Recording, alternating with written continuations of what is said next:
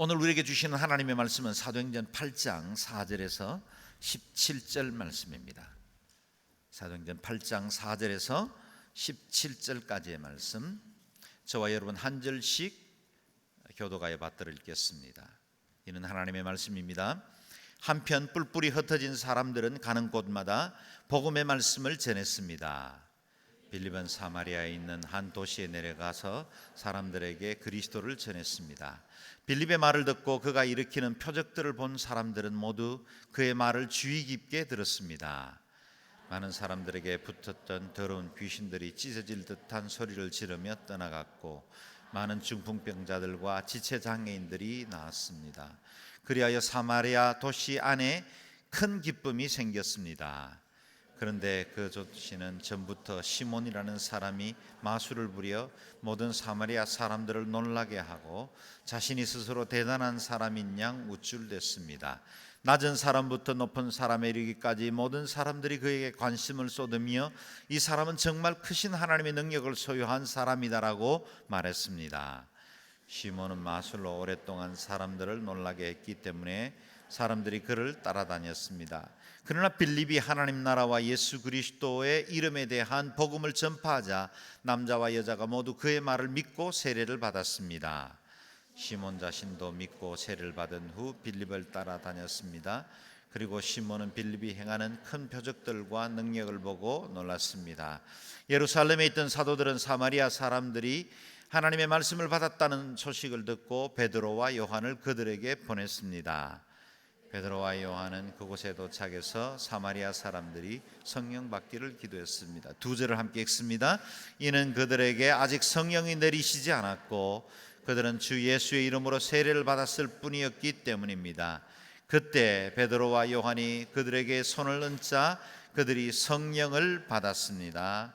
아멘.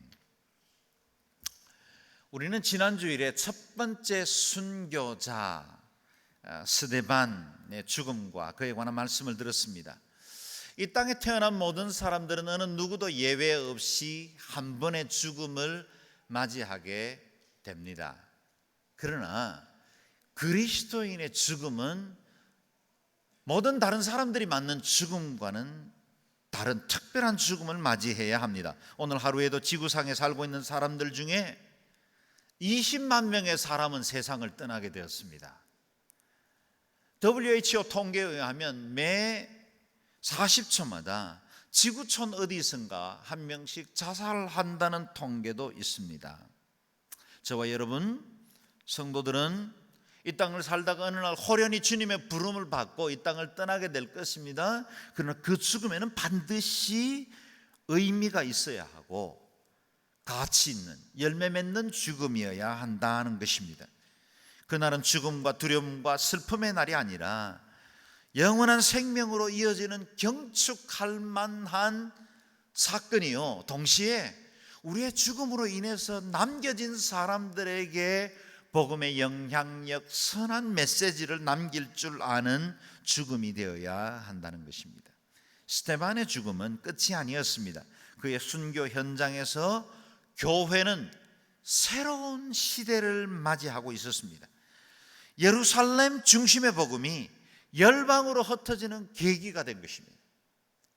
8장 1절에서 3절까지의 말씀을 읽을 텐데 먼저 1절 말씀을 함께 읽겠습니다. 시작. 사울은 스데반이 죽게 된 것을 당연하게 여겼습니다. 그날의 예루살렘 교회에 큰 핍박이 일어나 사도들을 제외한 모든 사람들이 유대와 사마리아로 뿔뿔이 흩어졌습니다. 아멘. 성도들은 이런 핍박을 피해 유대 여러 지역으로, 사마리아로, 그리고 건동으로 흩어졌다 그랬습니다. 박해는 예루살렘에 머물러 있던 복음을 열방으로 흩어보내는, 마치 민들레 홀씨가 바람에 날릴 때 그의 영토가 넓어지는 것처럼 복음을 확장하는 계기가 되었다라는 겁니다. 오늘 본문의 지역 이름을 보면 사도행전 1장 8절에 등장하는 지역의 확대, 그 이름과 동일한 순서로 진행됩니다. 성령이 너희에게 임하시면 너희가 권능을 받고 예루살렘, 온 유대, 사마리아 땅끝 때까지 이르러 내 증인이 될 것이다 말씀하셨는데, 오늘 본문에도 보면 박해를 피해 성도들이 흩어져 나간 땅들이 유대와 사마리아와 땅끝으로 확대되었다라는 겁니다. 성령이 임하여서 권능을 받고 자발적으로 흩어진 것이 아니라 핍박을 피해서 비자발적으로 흩어지게 되었다는 거예요. 하나님의 나라가 지난 2000년 동안 교회 역사를 통해서 확장된 계기와 과정들을 보면 때로는 자발적 헌신을 통해서 선교사님들이 자신의 삶을 들여 열방의 복음을 전파하기 위해서 익숙한 친인척의 환경들을 버리고 떠나는 경우들도 있지만, 비자발적으로 흩어져서 하나님의 복음을 전하게 된 계기들도 얼마든지 있습니다. 700만 코리안 디아스포라들, 그들이 흩어질 때는 자발적으로 흩어진 분들이 많지를 않습니다. 일제강점기였습니다. 정말 지지리도 못 살던 때였죠. 동난이었습니다. 때로는 독재정부였습니다. 이런 여러 가지 어려운 환경 가운데 있으면서 사람들이 흩어지게 되었고, 그것으로 인해서 도리어 있는 곳곳에 복음의 중요한 계기들을 열어가기 시작했다는 거예요. 우리가 중국 땅을 복음화시키기 위해서 한국교회가 갑자기 열린 중국에 선교사를 파송하기 시작했을 때, 거기 먼저 가 있던 조선족들은 얼마나 능력 있게 쓰임받는 복음의 가교가 되어 주었습니까? 구소련이 어느 날 갑자기 무너지고 고르바초프에서 활짝 서방의 문이 열리게 되었을 때, 거기 있던 고려인들, 우리 교포들은 복음의 문을 여는 일에 얼마나 중요한 역할을 했습니까? 저기 애니깽으로 있던 사람들, 그리고 하와이의 사탕밭에서 사탕 옥수수밭에서 일하던 사람들, 그런 사람들이 다 복음의 길을 여는 계기가 되었다는 거예요. 자발적으로 흩어진 사람들, 비자발적으로 흩어진 사람들. 우리가 성령에 순종해서 믿음으로 가면 자발적 선교가 이루어질 것이고, 성령에 불순종하고 예루살렘이 좋은 것처럼 머물러 있으면 하나님은 때로 핍박이라는 비자발적 방법을 통해서라도 하나님의 복음을 확장시켜 나가신다는 겁니다. 이 같은 교회 위기 중에 하나님께서는 한 위대한 복음 전도자를 준비하고 있습니다. 2절 3절을 같이 읽겠습니다. 시작. 경건한 사람들이 스데반의 장례를 치르고 그의 죽음을 몹시 슬퍼하며 울었습니다. 그러나 사울은 교회를 파괴하면서 집집마다 돌아다니며 남자와 여자를 가리지 않고 끌어내 그들을 감옥에 보냈습니다. 우리는 믿는 성도들을 무차별로 박해하고 있는 이 사울이라는 한 율법의 특심한 사람이 얼마 있지 않아 부활하신 주님을 만나고 기독교 역사의 새로운 역사를 열어가게 된 하나님의 사람 사도 바울이 되었다는 것을 잘 알고 있습니다. 스데반이 순교하는 바로 그곳에서 사울이라는 한 청년이 복음으로 잉태되는 것을 우리는 보고 있습니다. 사울은 교회를 핍박하기 위해서 나선 그 길에서 다메섹 도상에서 꼬꾸라지고, 그리고 부활하신 주님 앞에 자기의 인생과 삶이 완전히 바뀌면서 위대한 사도 바울로 재탄생하게 되었습니다. 얼마나 놀라운 일입니까? 이와 같이 성도들의 죽음은 헛되지 않습니다. 스데반의 죽음은 오히려 교회의 박해를 더욱더 크게 한 부정적인 열매가 아니라 오히려 새로운 하나님의 역사를 열어가는 계기가 되었다라는 겁니다. 한편 예루살렘 교회는 순교 이후에 더욱더 큰 박해가 몰려왔다고 오늘 본문은 말하고 있습니다. 그렇게 잘 모이던 예루살렘 교회가 박해 때문에 성도들이 여러 지역으로 흩어지게 되었습니다. 오늘 본문에는 짧게 성도들이 흩어지게 되었다라고 기록하고 있지만, 여러분, 흩어진 사람들 한 개인 개인의 사연을 곰곰이 상상해 보면 얼마나 많은 숨긴 이야기들이 있을까요? 자신이 살아왔던 삶의 터전, 자신의 의지와 상관없이 핍박을 피해 그 정든 땅을 떠나야 했던 것, 고통스러웠겠죠. 사랑하는 사람들과 이별하는 것 쉽지가 않았을 겁니다. 여러분, 고난을 당하면 누구나 힘듭니다. 큰 박해 앞에 두렵지 않는 사람이 어디 있겠습니까? 신앙이 아무리 좋은 사람이라 할지라도 그 마음속에 깊은 고통과 아픔으로 이 문제에 대해서 하나님 앞에 붙들고 절규하는 시간들을 가질 수밖에 없습니다. 박해당하던 당시의 성도들 대부분도 엄청난 두려움에 휩싸였을 겁니다. 스데반의 순교가 장엄했고 그 얼굴이 천사와 같이 변화됐기 때문에 그 영광스러운 현장을 목도한 사람이면 틀림이 없지만, 동시에 나도 그와 같은 고통스러운 죽음을 당할 수 있다는 사실 때문에 그들의 마음속에 엄습하는 염려와 두려움, 그것도 피하기는 힘들었을 겁니다. 몸서리쳤을 겁니다. 최근에 IS는 아주 간교한 정책으로 믿는 사람들을 잔해하는, 그리고 그들을 처형하는 장면들을 HD 영상으로 만들어서 SNS로 전 세계에 뿌리고 있어요. 저도 여러 장면을 보았습니다. 사실 제 마음도 쉽지 않았어요. 만약 내게 동일한 일들이 주어진다면 내가 정말 두려움 없이 기쁘게 그 현장, 그 고난과 죽음의 현장으로 나아갈 수 있을까, 제 자신을 돌아보는 시간들을 가지기도 했습니다. 아무에게도 쉽지는 않는 주제입니다. 이렇게까지 해서 신앙을 지켜야 하나? 온 밤을 뜬 눈으로 고민한 사람도 있었을 겁니다. 스데반처럼 이 고난의 현장에 남아서 순교하는 것이 마땅한데, 내가 짐을 싸서 내 생명 보존하는 것처럼 도망가는 것처럼 여겨지는 이 핍박을 피한 이 길이 정당한 것인가? 그에 대한 갈등, 부끄러움, 그것도 적지 않았을 겁니다. 그러나 하나님은 이와 같은 과정들을 통해서 주의 일들을 이루어 가신다는 거예요. 어떤 이들은 순교하기도 합니다. 어떤 이들은 그 박해 현장을 피함으로 하나님의 나라를 확장하기도 합니다. 4절 말씀을 읽어보겠습니다. 시작. 한편 뿔뿔이 흩어진 사람들은 가는 곳마다 복음의 말씀을 전했습니다. 아멘. 그들이 당한 환경이 오히려 하나님의 나라를 확장하는 계기가 되었다라는 겁니다.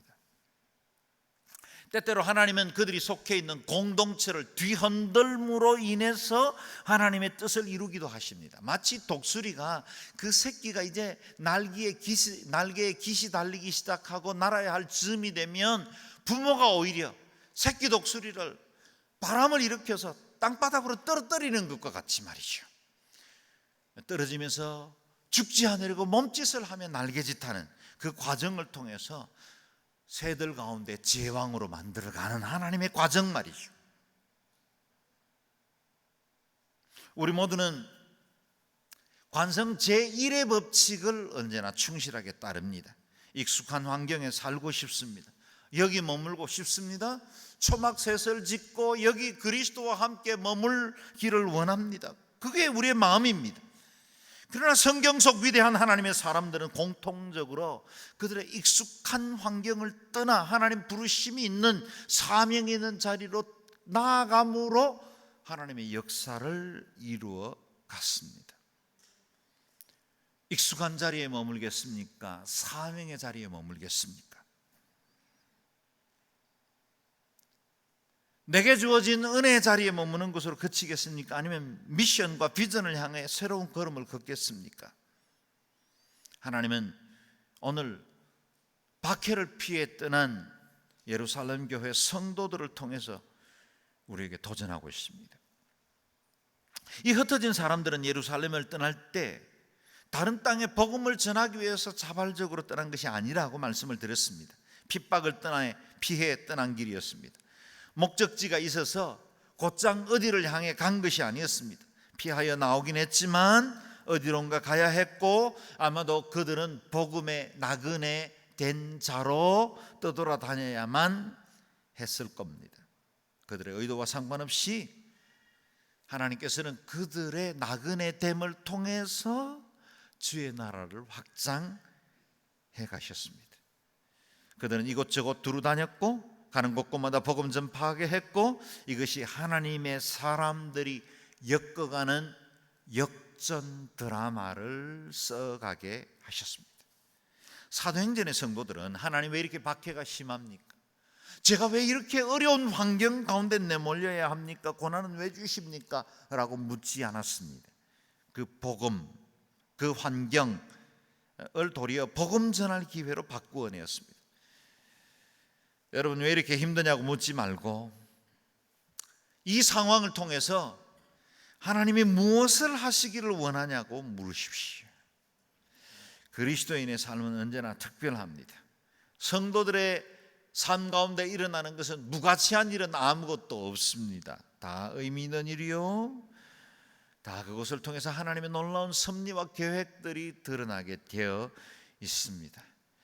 우리가 만나는 모든 상황을 나를 온전한 자로 빚어가시는 하나님의 손길로 받으시기를 바랍니다. 동시에 이렇게 변화받은 인생을 통해서 하나님께서 원하시는 주의 뜻을 이루어 나가는 환경, 복음의 말씀을 전파하는 계기로 삼으실 수 있기를 주의 이름으로 축원합니다. 그래서 여러분이 만난 고난의 자리가 사명의 자리로 바꿔지기를 바랍니다.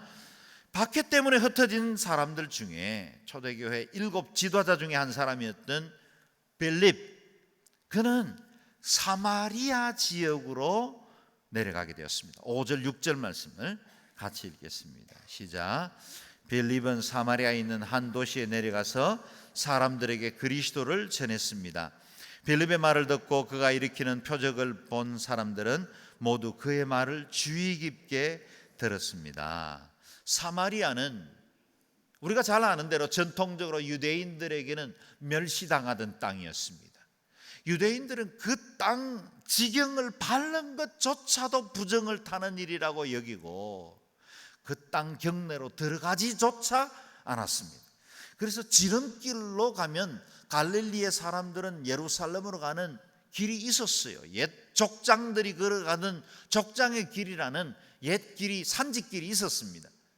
그러나 그들은 사마리아 땅 지경으로 통과해야 하는 길이었기 때문에 그 길을 거절하고 먼 길로 돌아 요단강을 건너 지금의 트랜스 요르단이라고 하는 요르단 땅을 지나서 다시 남쪽으로 내려와 여리고성을 통과하고 또 해발 800m나 되는 높은 지역을 올라 예루살렘으로 올라가서 절기를 지켰다는 거예요. 그만큼 사마리아 사람을 미워하고 싫어했습니다. 그런데 그 땅에 빌립이 내려갔습니다. 의도된 것입니다. 빌립은 사마리아에 복음을 전한 첫 번째 사람이 아니었습니다. 요한복음 4장을 보면 예수님께서 이미 사마리아 성 수가 성 여인에게 다가가서 물 한 그릇으로부터 시작된 대화의 주제를 영원히 목마르지 않을 물 메시아로 그렇게 복음을 전하는 일이 있었습니다. 빌립은 사마리아 성에 이미 예수님께서 복음 전했던 그 메시지에 이제 추수하러 들어간 것이다 라는 겁니다. 빌립이 사마리아 성에 복음이 전파된 것은 무엇이었습니까? 주제는 한 가지입니다. 그리스도입니다. 4절에 분명히 말씀하시기를 흩어진 사람들이 전파한 건 복음의 말씀이었습니다. 복음의 말씀의 핵심은요, 그리스도입니다. 그리스도가 선포될 때 사마리아 성에 놀라운 일들이 일어나기 시작했어요. 기억하세요? 그리스도가 선포될 때 놀라운 일들이 일어납니다. 7절 8절 말씀을 같이 읽겠습니다. 시작. 사람들에게 붙었던 더러운 귀신들이 찢어질 듯한 소리를 지르며 떠나갔고 많은 중풍 환자들과 지체장애인들이 나왔습니다. 그리하여 사마리아 도시 안에 큰 기쁨이 생겼습니다. 아멘. 사마리아 도시 안에 큰 기쁨이 일어나게 되었다 그랬어요. 뭐 당연하죠. 복음이라는 말이 good news, 좋은 소식인데요, 우리는 좋은 소식을 들으면 얼마나 우리 마음속에 기쁨이 넘칩니까? 수능을 앞두고 수능을 치르고 이제 결과를 기다리고 있는 시기이죠. 입사시험 많은 자녀들이 치르게 될 겁니다. 합격했다는 소식, 기쁜 소식이죠. 그 뉴스를 들으면 우리 마음속에 큰 기쁨이 있습니다.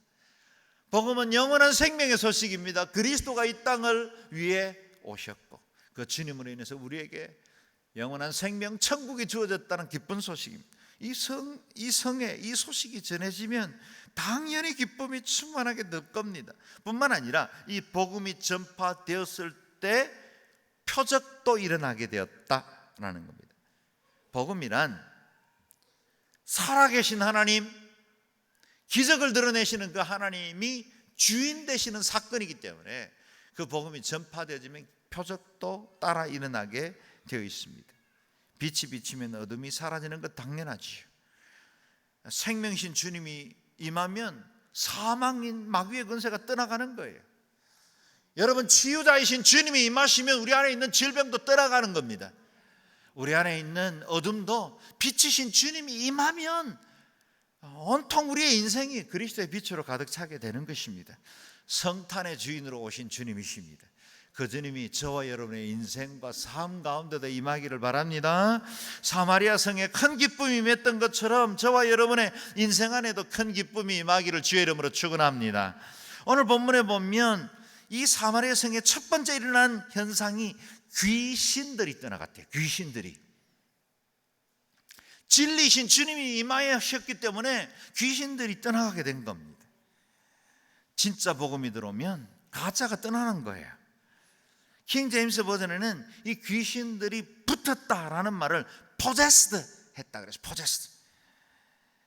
귀신이 그들을 붙들었다는 거예요. 귀신이 붙어 있기도 했고 그들을 붙잡고 있기도 했습니다. 이 말을 잘 이해하면 영적 전쟁에 우리가 유익한 도움을 받을 수 있습니다. 붙었다, 이 말은 떨어질 수 있다는 뜻이에요. 그리고 그 귀신이 들어왔다, 이 말은 나갈 수 있다는 뜻이에요. 여러분, 우리 인생에 무엇 때문에 어렵습니까? 오랫동안 우리를 힘들게 하고 우리의 심령과 우리의 자녀들과 우리의 마음을 황폐하게 만들고 우리 가정을 어렵게 했던 그 무엇이 여러분을 힘들게 하고 있습니까? 그것들은 떠나갈 수 있는 줄로 믿습니다. 그리스도가 온전히 우리 심령 가운데 임하셔서 통치하시면 그 모든 부정한 것과 악한 것과 악습과 어두운 영들과 귀신들이 떠나갈 줄로 믿습니다. 온전히 주님이 우리의 심령과 인생과 가정 가운데 임하기를 바랍니다. 많은 사람들이 교회까지는 오지만 복음을 경험하지 못하고 있는 분들이 있습니다. 복음의 핵심이신 그리스도를 제대로 경험하지 못하기 때문에 신앙생활에 기쁨도 없고 능력도 없는 형식적인 신앙생활을 사는 사람들이 있습니다. 설교는 듣는데 삶의 변화가 일어나지 않습니다. 머리로는 봤는데 가슴이 여전히 냉랭합니다. 윤리나 교양 앞에서는 반응하는데 진리신 복음 앞에 제대로 반응하지 못하는 사람들도 없지 않습니다. 그래서 교회에 어텐던트는 되는데 진리 안에 들어오지 못한 채로 살아가는 형식적 그리스도인들도 적지 않습니다.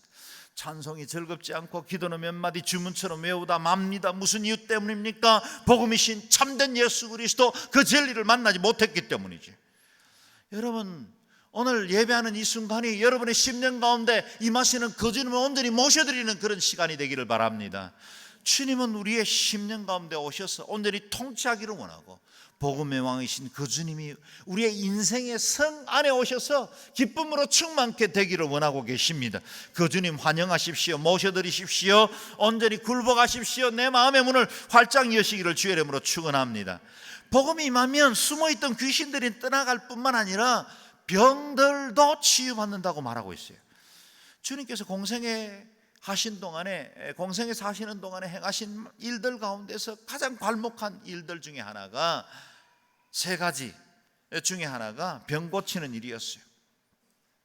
오늘 말씀에 보면 중풍병자와 많은 지체장애인들이 치유받았다 그랬습니다. 예나 지금이나 이 두 병은 사람의 힘으로는 치유할 수 없는 병입니다. 병원 원장님이 계시지만 사실입니다. 치료할 수 없습니다. 안 됩니다. 하나님의 능력이 임하지 않고는 치유할 수 없는 병이죠. 그런데 그것들이 치유받았다, 이 말은 하나님이 행하셨다 그런 뜻이에요. 하나님의 기적이 임한 겁니다. 하나님의 능력이 그들의 심령과 삶 가운데 임했고 그들의 병들이 치유받았다는 거예요. 우리가 굉장히 의학이 발달한 것 같지만 감기 치료제, 감기 증상만 다루는 것이지 감기 치료제조차 우리는 발견하지 못했죠. 얼마 전에 전염병이 한 번 돌 때 온 나라가 공포에 휩싸이기도 하지 않았습니까?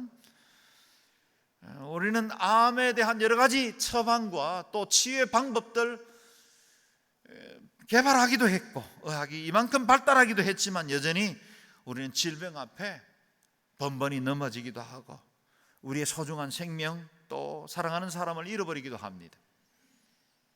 그런데 그리스도가 임했을 때 그 질병이 떠나갔다는 거예요. 저는 그때 역사하셨던 하나님이 오늘 우리 가운데 동일하게 우리가 믿는 하나님이라는 것을 믿습니다. 여러분, 과거의 하나님, 성경 속의 하나님으로 그치지 않고 오늘 우리의 하나님이 된다는 사실은 그때 질병을 고치신 하나님이라면 오늘 우리의 이 질병들도 고치실 수 있는 하나님이시라는 사실이에요. 오늘 우리가 의지하는 것들이 너무 많기 때문에 우리의 이성이 너무 발달됐기 때문에 과학이라는 알량한 우리의 지식을 의지하는 동안에 하나님의 그 놀라운 초자연적 기적의 역사를 우리가 받아들이지 못하기 때문에 그 기적이 제한당하고 있는 것뿐이에요. 어제나 오늘이나 영원토록 동일하신 하나님이십니다. 그 주님이 오늘 저와 여러분의 하나님이 되실 수 있기를 바랍니다. 사마리아 땅에 치유의 빛이 임한 것처럼 저와 여러분에게도 귀신들이 떠나가고 치유가 임하고 우리의 심령 안에 기쁨이 넘치기를 주의 이름으로 축원합니다. 이와 같이 사마리아 성에 큰 기쁨이 임한 것은 단순히 귀신이 떠나가고 질병이 치유받은 것 때문만은 아니었습니다.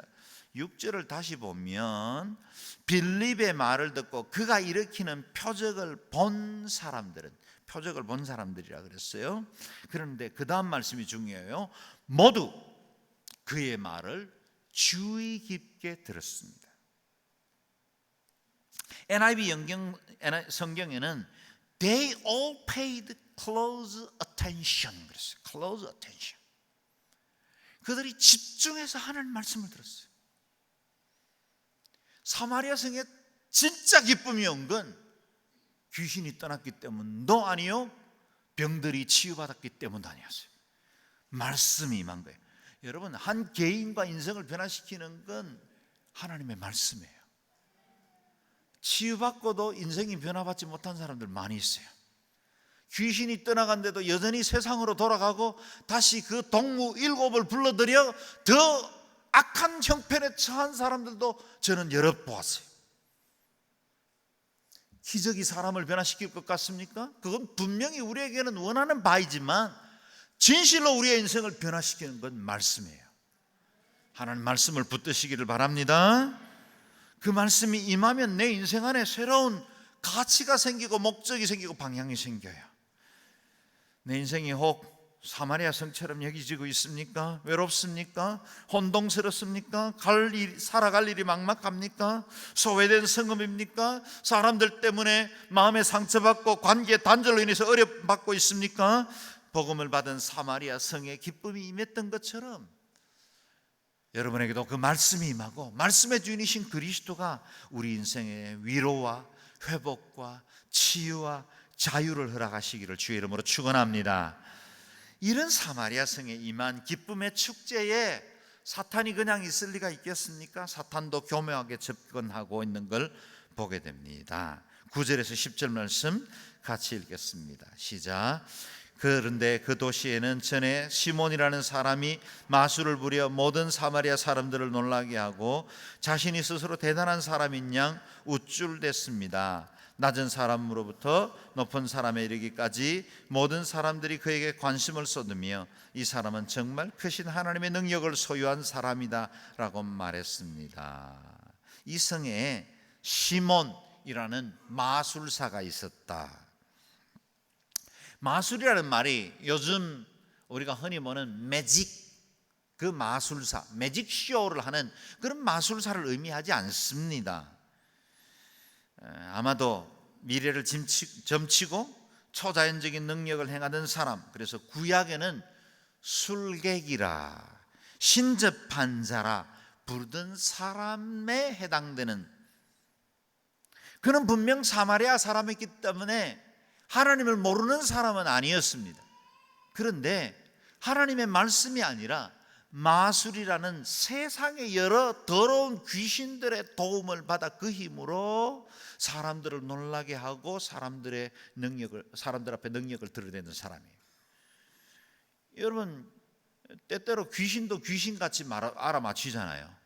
점쟁이들도요, 용한 점쟁이는 꽤 잘 알아내요. 여러분이 만약에 점치러 갔는데 여러분의 점괘가 나오면 그 점쟁이는 가짜일 확률이 높습니다. 만약에 그 점쟁이가 진짜면 예수 믿는 여러분이, 성령님이 주인된 여러분의 인생에 대해서 점괘가 나올 리가 없어요. 그 점쟁이가 가짜예요. 그런데 그 점쟁이가 용했다면 여러분이 가짜일 확률이 높아요. 둘 중에 하나가 가짜입니다. 내가 진짜면 점괘가 안 나오는 게 사실이에요.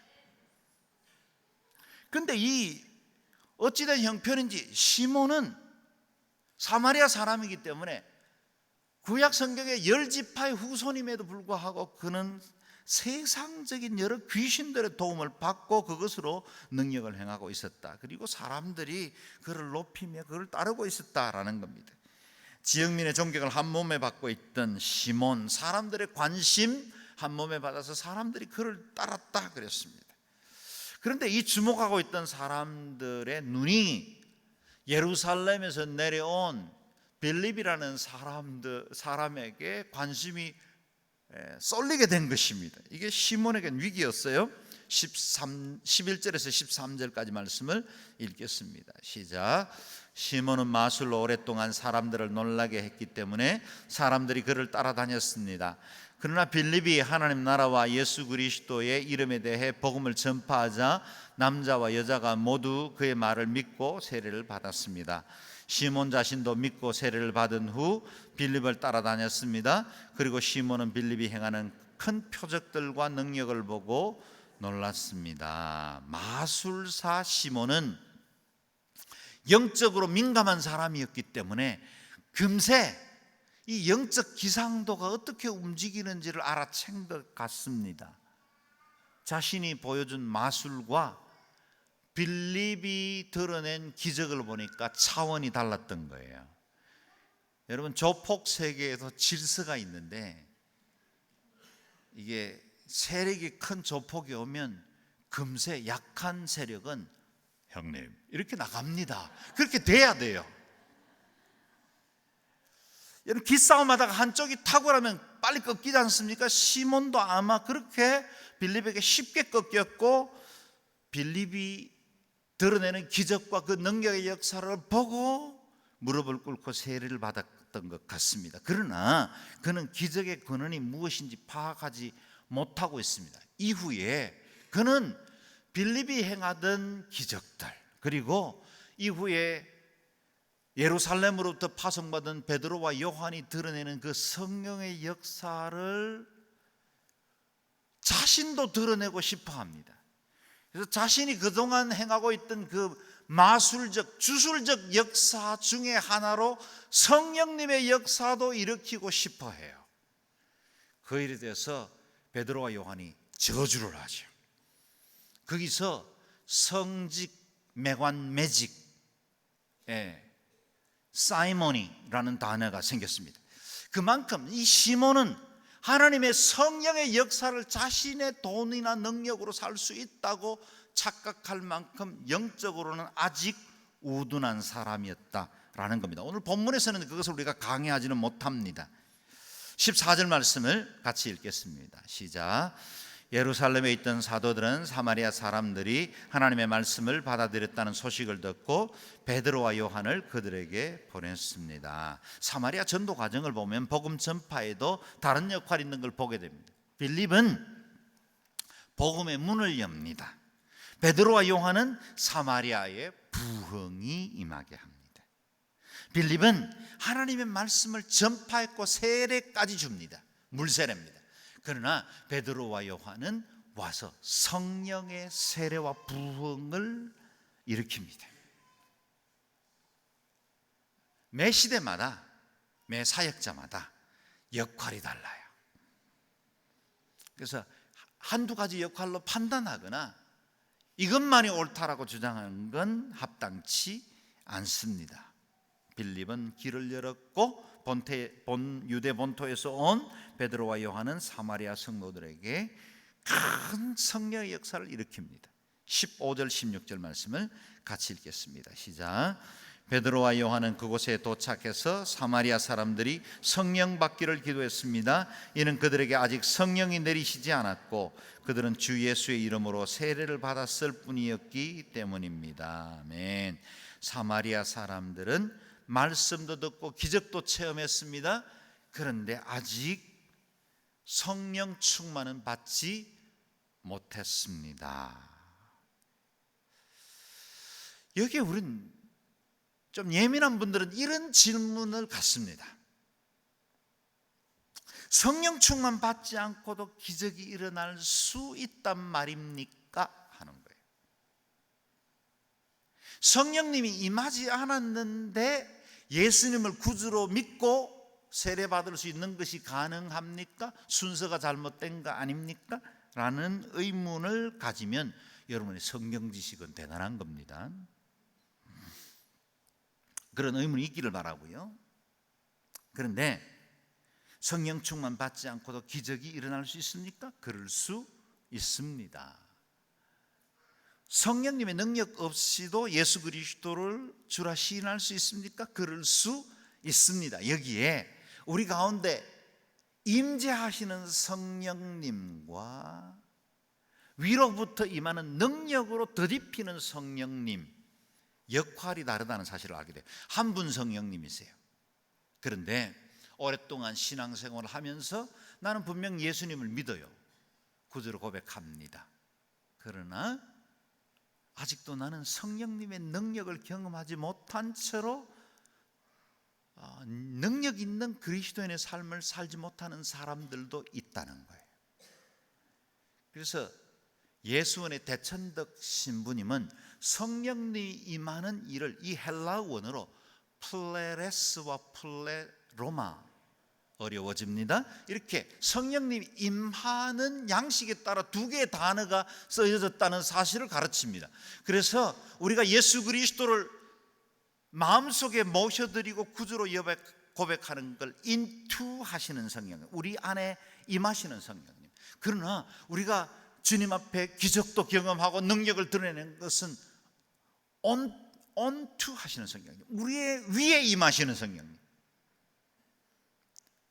만약에 내 안에 성령님이 계신 건 분명한데 아직도 성령의 충만함을 한 번도 경험해 보지 못한 분이라면 여러분 그 신앙 정도로 만족하지 말고 여러분도 성령 충만을 경험할 수 있기를 바랍니다. 기적도 경험했어요. 세례도 받았어요. 사마리아 성에 임한 기쁨처럼 나도 예수 믿는 게 기뻐요. 그것으로 만족하지 말고 베드로, 요한이 그들의 손을 얹고 기도할 때 성령님이 임한 것처럼 여러분 안에도 성령님의 능력을 경험하는 믿음이 될 수 있기를 바랍니다. 바울이 에베소 교회에 와서 복음을 전할 때 너희가 믿을 때 성령을 받았느냐? 아니라 우리는 성령이 있는 줄도 모르는. 여러분 복음을 받았어요. 이미 예수님을 믿어요. 그런데 성령님이 있는 줄도 모르는 경우들이 있습니다. 성령님이 분명 역사하셔서 예수를 믿었지만 성령님의 존재, 성령님의 역사, 성령님이 내 삶에 어떤 영향을 끼치고 그리스도인들이 이 성령님이 얼마나 소중한 분인지 제대로 알지 못한 채로 굶주린 신앙, 겨우겨우 예수 믿는 신앙, 버티는 신앙 생활하는 분들도 없지 않다는 거예요. 여러분 그 신앙으로 만족하지 마세요. 여러분 위에 임하시는 성령님, 능력을 임하시는 성령님, 권세가 임하는 성령님, 그 주님을 경험할 수 있기를 주의 이름으로 축원합니다. 17절 말씀을 같이 보십시오. 시작. 그때 베드로와 요한이 그들에게 손을 얹자 그들이 성령을 받았습니다. 아멘. 사도들이 손을 얹었더니 성령님이 임했다는 거예요. 베드로와 요한의 손이 무엇 하던 손입니까? 이전에는 거물 깁던 손이에요. 자신의 생계를 위해서 갈릴리 바다에 검을 내리던 자기의 필요를 위해서 쓰이던 손이었어요. 그런데 이제는 지금 하나님의 능력의 통로가 되었습니다. 그 손을 얹었더니 성령님이었어요.